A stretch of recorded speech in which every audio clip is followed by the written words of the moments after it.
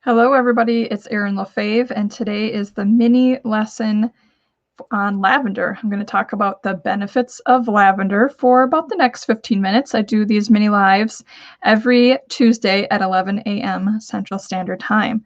So let me know if you're here with me. Let me know where you're watching from, how you're doing, and we'll get started in just about a minute to learn about some lavender. Very popular herbal option that many people have, and I have some lavender here to show, and I have something that I made with lavender. So we're going to talk about the benefits of lavender. Hey, Joan, good to see you. Hey, Jessica. Glad everybody can join today. Hope you're having a good day. Hey, Conita. Good to see you. Southern California watcher. Hello. Stephanie, MJ, Kimberly, Donna. Awesome. Amri. I can't see some of your names because you didn't click on the StreamYard thing. That's okay. I can see people saying hello as well. Thank you. Thank you for doing that. So I'm in the Plant Priestess Exploration Facebook group right now, also in YouTube, and also on my website, fullcircleherbals.com. So you can be watching me from many places, and I see somebody from YouTube watching me from there too. So today is all about some things about lavender. Lavender is very well known. It's been documented as being used for well over 2,000 years of documented human history, probably longer than that, probably about 2,500 years. So it's been used for a long period of time for many different things. And essential oils of lavender, probably the most well-known of the herbal remedies out there, and lavender flowers. So it's typically the lavender flower that's used. However, we can also use the leaves. And then everything is distilled into an essential oil too. So most people love lavender because it is a relaxing smell, aromatherapy to people. And it's one of those ones where, you say, well, what kind of herbs have you used? Lavender essential oil or something scented with lavender. Lavender sachets are put into drawers and things like that. So lavender here in my part of Wisconsin that I live in is considered a tender perennial. It may come back year after year, but it's likely to get killed off at some point from a winter that was just too much for them. So yeah, many people have lavender as one of their favorites. So one of the things that I like to do is make scented water with it. And there's two ways to do that. This one, what I did is I took a quart of water and about 1/4 to 1/2 cup of lavender flowers dried. I just had access to dried ones. And I boiled them. As soon as it boiled, I turned off the heat, and then I let the lavender infuse in that warm water until it cooled. After it cooled, I strained out the lavender flowers, and I put some witch hazel in it. You could also put some alcohol in it as a preservative. I also used distilled water. And then I put it in here, and we can use it as a room spray, to smell better. You can spritz it on your face. When I put my makeup on, I wet the sponge of it, and I can use the lavender for that. You can just use it for all sorts of things to help freshen up things. Okay. So if you use just tap water, and you boil it, you have to boil it to, like I said, to get it boiled. It usually takes out any of the impurities, but sometimes when you use, if you make a tea, essentially this is a strong tea, it may or may not last for very long in a spray bottle. It does have some impurities in the water, and it can start to go bad, it starts to break down, starts to smell a little funky. That's why you can add some alcohol to help preserve it, especially if you're using it, as a a deodorizer. That alcohol spray doesn't, or alcohol smell doesn't stay too long. The witch hazel can help it last a little bit longer if you're going to use it for the skin. The other way to do this is just to use some distilled water and add some essential oil lavender drops in it. The essential oil lavender drops and distilled water is another option too. The distilled water usually lasts for quite some time, and sometimes you'll see like some cloudiness in it if the water does go bad. So those are some options to it. Hey, Susan and Catherine. Good to see you here. All right, so this is really simple. Just some dried lavender flowers, some water, and like I said, this will last for a while. You will, when you spray it and just kind of waft it towards yourself, sometimes you will kind of smell like it's going off when you just use water. But distilled water lasts quite a long time and don't have too many problems with that. But the kids love to just take it and spray it on everything that they want to and use it that way. Yeah, you can also just take your witch hazel, if you have some witch hazel that's just plain, and add your own essential oil drops into it.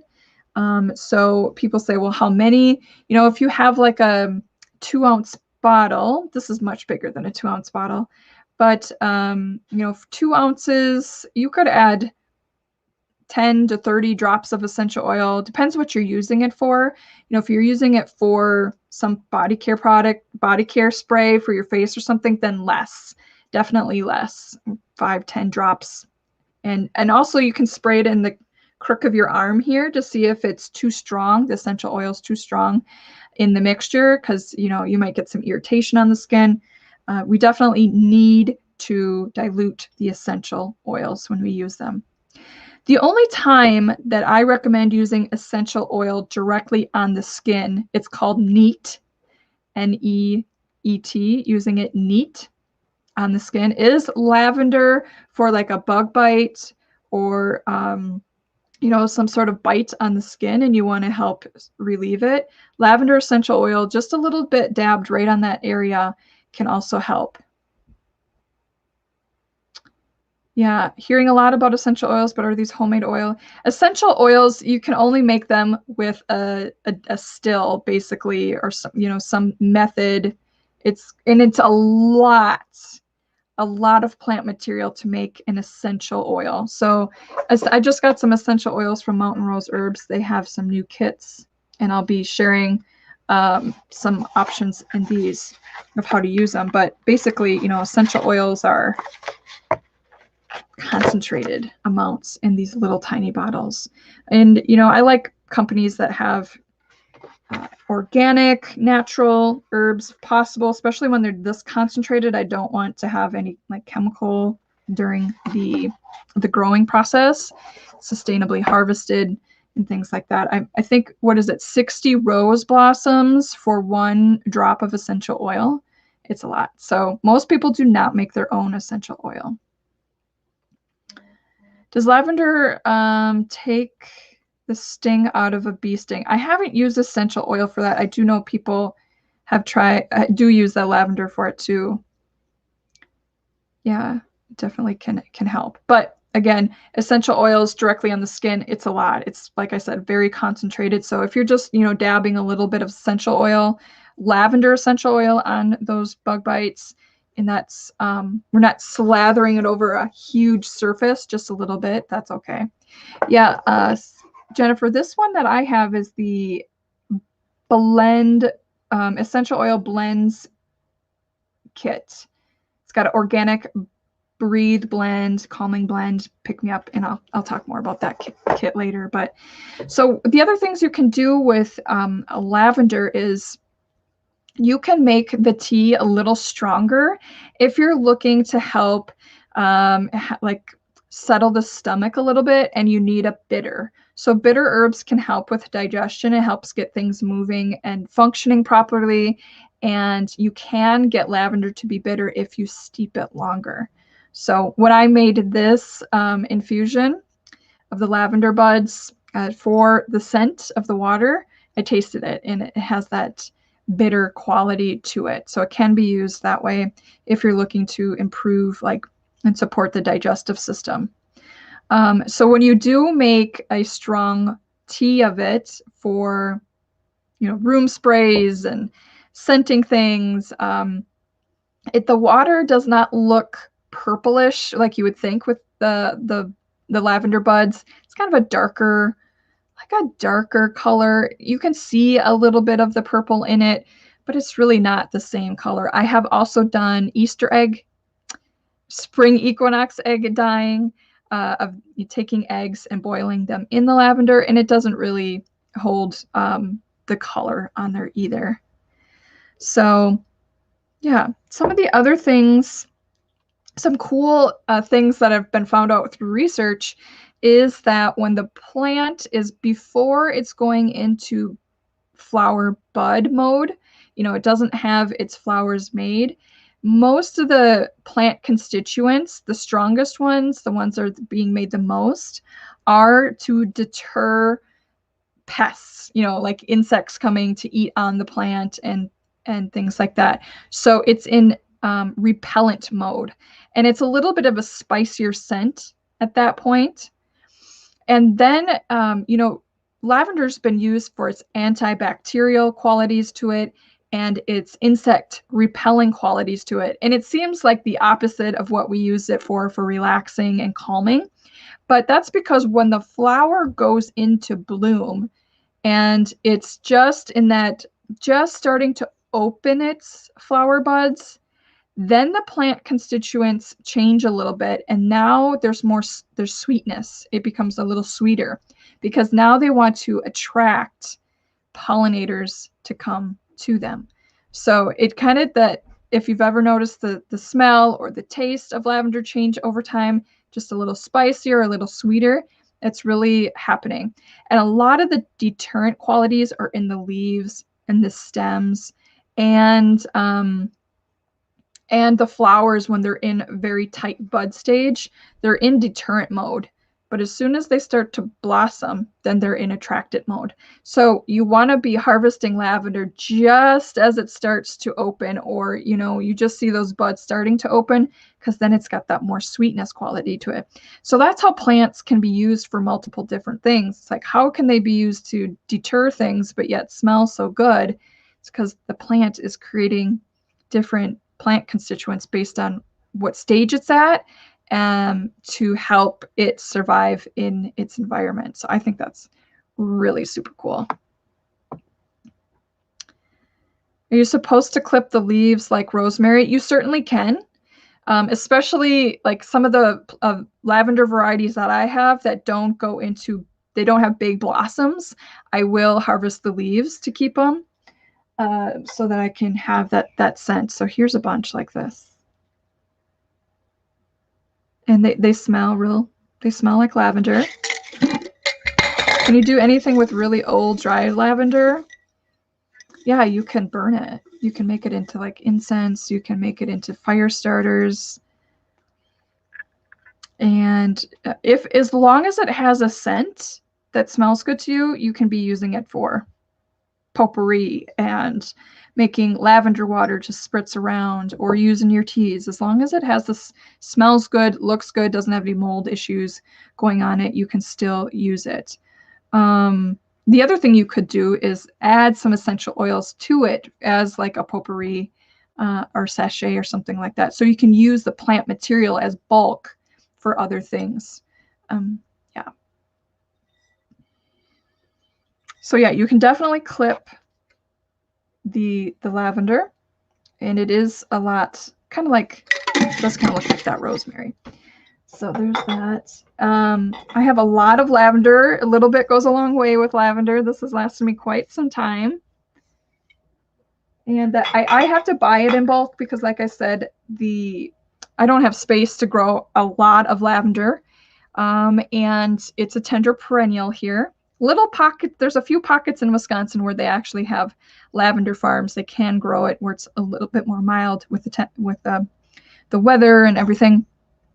So it can be grown, but it's just not in a large enough amount that I can grow enough for home use for other things too.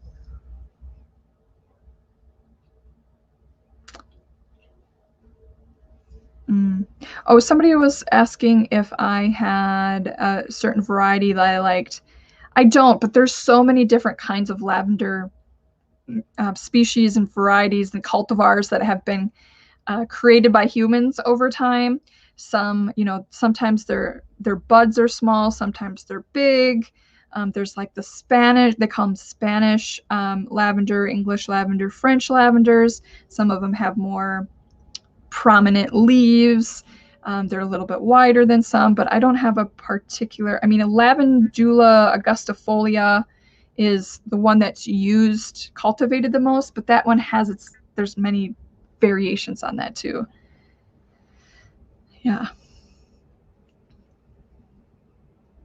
I'd like to make the tea, yes, to spray around the room for promoting sleep before bed. That's a good idea. You could even spray it on right on the sheets, water, just water right on the sheets. If you don't have lavender buds and you just have the essential oil, which is very easy, it seems, to get the essential oil. I see it in grocery store. I see it all over the place. So you could just get some water, witch hazel, and add your essential oil. And what I like to do is, start out with like a bottle like this. I would definitely add 10 drops of essential oil, shake it, and then spray it and see if it's at a smell that I like. If you just open the bottle and stick your nose in it, it's going to have a different, stronger scent than what you're really going to use it for. You're not going to use this whole bottle in the air. You're going to use just a little bit of it. So if you spray it and it's too weak, you can barely smell it, then you can add some. Yeah. Cool. So yeah, the lavender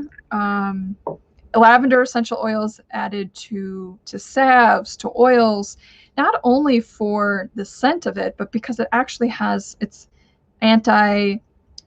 antiseptic qualities and antibacterial qualities. It helps soothe the mood and helps people relax. It helps with reducing the microbial load, the bad microbes that we don't want on our skin. It helps to settle upset stomachs. So it's added to tea mixes for calm, for after dinner teas, after you've eaten. It's just used for a lot of things. And there's actually research that shows that the scent of it, when you smell something, those are actually the particles going into your nose, and it can actually bypass the blood-brain barrier.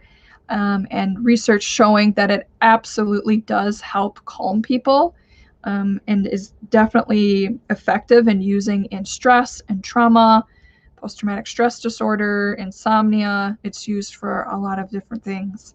So definitely research to back this one up, and a long use of human history. Oh yeah, Joan is saying she grows ice lavender. Ooh, ice lavender, which has white blossoms and smells really great. Yeah, that's really cool. Yeah, it can range from like whitish, pink, purple, kind of in that grouping of it. When growing lavender in pots, what is the best time to get it to bloom? The biggest thing with lavender is it will stop blooming or reduce its blossoms if it's not getting enough water. So it's hardy in drought situations, like the plant will continue to live, but it won't necessarily send up the blossoms as much, or if at all. This depends how stressed it feels. So pots, depending on, there's the terracotta, there's the plastic pots. Depending on the kind of pot you have and how much root system is in there, you may need to water it more frequently. As it gets hotter and hotter, you may need to water it more frequently. So things in containers need to be really monitored when you're growing them, especially when it gets hot and windy, because it really kind of wicks away the moisture, especially if they're in like clay pots. As the clay terracotta dries out, it'll wick the water right out of the soil. So that's something to keep in mind. And there's all sorts of little gadgets out there now where you can, fill a container with water, put it upside down in the container in the pot, and it will slowly release water if you can't get to it all throughout the day. Because there are some times when pots need to be watered twice a day. If it's windy and hot and root bounds, a big plant in a small container, it's going to go through its water quite a bit. Yeah, it's definitely what it does is when it, Lynn, when it passes the blood-brain barrier, it actually, the research that they did was through other animal models, but they could actually tell that it kind of blocked the certain chemicals in the brain, the ones that are exciting, the ones that kind of excite us and alert us in times that we need to be alerted and moved. But it kind of stops that whole process and stops that activity from like constantly firing. So, you know, and not all lavender smells the same. Like I said, there's different varieties of it. There's different strengths of it. And so people may have to try a couple different methods of the lavender. The tea spray may be more friendlier to them than, let's say, a store-bought essential oil mix. And so sometimes there's things that say they're lavender, but they're just lavender, a fake lavender scent. It's not even real. I've smelt things that say they're lavender, and I can tell it's not even, it's like human manufactured lavender smell. It's just different. You don't feel the same from it. Kimberly is saying it does not grow well in Florida. Interesting. Yeah, I know Florida can be really hot and humid. It is, it originated from what we know in Mediterranean climate. So that's the kind of climate it's used to. And then it's just been, moved around for many, many thousands of years by humans. And it's kind of, we've naturalized it in other areas, trying to make it help. Oh, thanks, Lynn. That's nice. Yeah, lavender is really cool, really versatile, and well known in modern society. So it's something that most people can get their hands on. You heard somewhere that rocks and sand can help them bloom. Is there any truth to that? Well, lavender and many of the culinary herbs, especially, they like well-drained soils. So well-drained means they're like a loamy. They have some sand in it. They don't like standing water, which soils with lots of clay in them would create more of a standing soil. I mean, standing water. They don't like their roots wet for very long. So sandy and rocks can be part of that well-drained environment. So that would make sense to it. If you have lots of clay in your soil, to the point where it's, you can really feel that clay, if you add sand, you will create a cement. So organic matter, that's what a clay soil needs. But, adding a little bit of drainage with some rocks can help. But changing soil structure can, be a little tricky at sometimes. Oh yeah, Susan says she's had lavender growing in Portland, Oregon, growing in the front for many years. Yeah, I would imagine that kind of the moisture in the air, that's what Mediterranean in certain spots is all about. So yeah. Yeah, just well drained is good. All right, so those are my tips with lavender, what I've been doing with lavender lately. The announcement that I have is that I'm doing another free Plant Priestess Exploration Workshop, April 19th through the 22nd. And it's the theme of it is remembering our roots. Last time we did Awakening the Plant Priestess Within, we were starting to come out of winter just a little bit, So that awakening theme, now that we're into the springtime, the roots are getting settled. The roots are wakening up. They're going to want to find water. So I thought that it would be fun to do a theme about remembering our roots. So that starts April 19th, about 3 weeks away. And it's going to be at 1 p.m. Central Standard Time. So a little bit of a different time than I usually do. It'll be in the Facebook group. Also, we'll stream to YouTube as well. But if you're not watching in the Plant Priestess Exploration Facebook group right now, Some of the benefits of being in the group is that we have more posts, we have activity ideas, visual recaps, lots of people sharing in there. And so it's a fun place to be. The second cool thing about the upcoming workshop is I'm going to have implementation sessions at 7 p.m. Central Standard Time in Zoom. So I'll give a live lesson at 1 p.m. Central Standard Time, and then later in the day we'll do an activity together in Zoom only, and do some implementation of the lesson.